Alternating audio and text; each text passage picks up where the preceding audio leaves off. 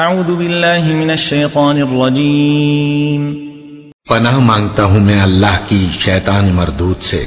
وقال لهم نبيهم إن الله قد بعث لكم طالوت ملكا قالوا أنا يكون له الملك علينا ونحن أحق بالملك منه ولم يؤت سعة من المال قال إن الله اصطفاه عليكم وزاده بسطة في العلم والجسم واللہ یؤتی ملکہ من یشاء واللہ واسع علیم۔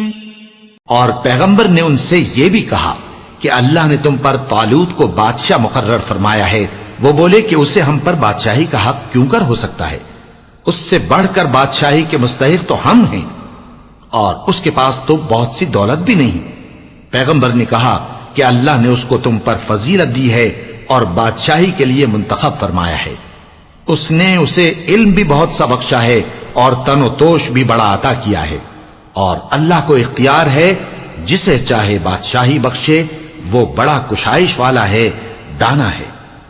وقال لهم نبيهم إن آية ملكه أن يأتيكم التابوت فيه سكينة من ربكم وبقية مما ترك آل موسى وآل هارون تحمله الملائكة إن في ذلك لآية لكم إن كنتم مؤمنين۔